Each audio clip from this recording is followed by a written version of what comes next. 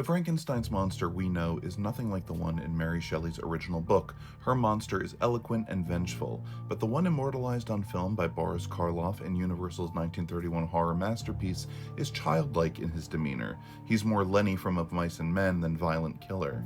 Rarely have we gotten a truly faithful adaptation of Shelley's work, though Kenneth Branagh may have come the closest with his 1994 film starring Robert De Niro as the creature. But why, when we picture Frankenstein's monster, do we always seem to come back to him? Well, for that, we turn to her.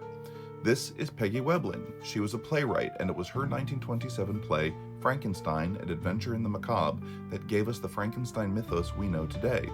Changing the doctor's name from Victor to Henry, that was her. She also had the creature take on his creator's surname of Frankenstein, meaning the constant, well actually, about the name belonging to the doctor, not the monster, isn't entirely true. In Webling's play, they both shared the name Frankenstein. The character of Fritz, and crediting the actor playing the creature with a question mark, came from an earlier stage adaptation by Richard Brinsley Peake, in which the program replaced the character's name with a series of dashes. It was written about 100 years before Webling's play.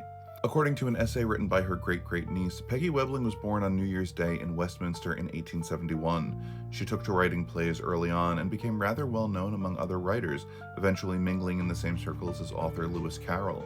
But it was one man, actor and producer Hamilton Dean, who guided her to the project that would become the most successful of her career.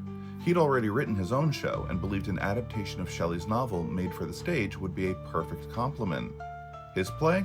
None other than Dracula, the rights of which would also go on to be purchased by Universal along with those for Frankenstein.